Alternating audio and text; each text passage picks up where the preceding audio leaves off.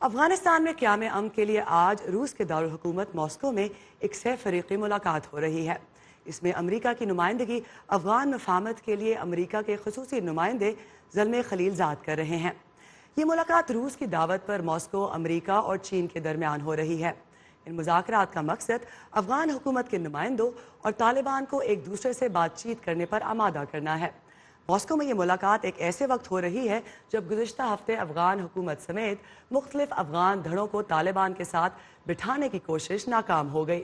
تو دوسری جانب افغانستان میں تعمیر نو کے امریکی سرگرمیوں کے نگراں انسپیکٹر جنرل جان سوفکو نے کہا ہے کہ افغان امن کی خاطر کسی ڈیل کے لیے دباؤ تعمیر نو کے لیے اہم منصوبہ بندی کو متاثر کر سکتا ہے۔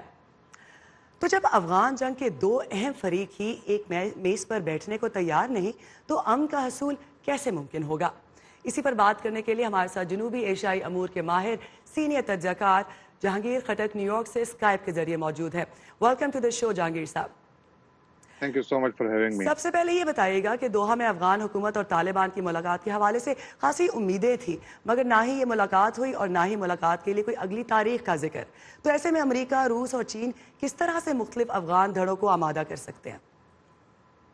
دیکھیے، اس میں جو افغانستان کا جو امن کا عمل ہے، اس کے دو جو بنیادی حصے ہیں۔ ایک تو ظاہر ہے زلمے خلیلزاد اور طالبان کے درمیان جو بات چیت ہو رہی ہے، اس میں تو فارورڈ موومنٹ ہے اور دو نکات پر تقریباً اتفاق رائے ہو گیا اور دو پر بات چیت چل رہی ہے۔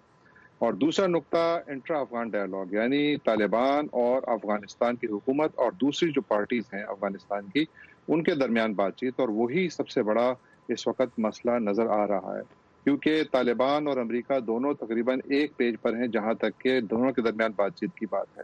لیکن افغانستان کے اندر اتنی زیادہ تقسیم ہے۔ دیکھیے، صدر اشرف غنی نے 29 تاریخ کو کابل میں ایک بہت بڑا لوہے جرگہ بلایا، جس میں پورے ملک سے تقریباً 2500 مندوبین آ رہے ہیں، لیکن اس میں افغانستان کی بڑی سیاسی شخصیات اس کا بائیکاٹ کر رہی ہیں۔ مثلا چیف ایگزیکٹو عبداللہ نے اس کا بائیکاٹ کا اعلان کیا ہے۔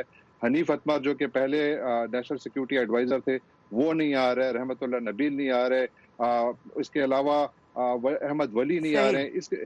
بہت سارے بڑے لیڈران نہیں آ رہے ہیں، اور اتنی تقسیم میں اگر صدر اشرف غنی اپنی ہی ملک کے اندر بیٹھے ہوئے جو حکومت کا حصہ بھی رہے ہیں، ان افراد کو یا حکومت میں ہیں، ان افراد کو بات چیت پر نہیں لا سکتے، تو افغانستان کے طالبان کے ساتھ کس طرح بات آگے چلے گی؟ خٹک صاحب، یہ بتائیے گا کہ تقسیم کی بات تو آپ نے کی، لیکن ماسکو میں جو پچھلے مذاکرات ہوئے اس کے بعد طالبان نے ایک مرتبہ پھر کہا کہ وہ آئین میں تبدیلی چاہتے ہیں۔ ایک جو اہم مسئلہ یہ ہے کہ یہ کیسے یقینی بنایا جائے گا کسی بھی امن معاہدے میں کہ افغان عوام اور بالخصوص خواتین کو جو 17 سال میں حاصل ہوئی ہیں شخصی آزادیاں، وہ برقرار رہیں؟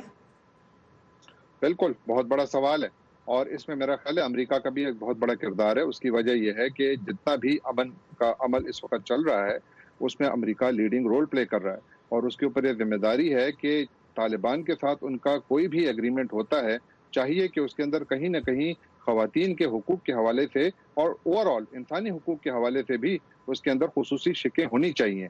اور اسی کے ساتھ ساتھ جو افغانستان کے اندر جو انٹرا افغان ڈائیلاگ ہے، یعنی افغانستان کی حکومت اور دوسری پارٹیز کے درمیان جو طالبان کے ساتھ بات چیت کے لیے تیاری ہو رہی ہے، اس میں ایک تو ان سب کے اندر اتفاق اور یگانگت کی ضرورت ہے، اور ساتھ ساتھ اس معاملے پر بھی ان کو ایک پورا روڈ میپ لانا چاہیے، کیونکہ طالبان کو اگر مین اسٹریم میں لانا ہے تو آپ کے پاس ایک روڈ میپ کا ہونا ضروری ہے، اور اس میں خواتین کی شمولیت بھی ضروری ہے۔ ایبسولوٹلی۔ آخر میں یہ بتائیے گا کہ پاکستان کے وزیر اعظم نے کہا ہے کہ اب پاکستان افغانستان کے اندرونی معاملات میں مداخلت نہیں کرے گا۔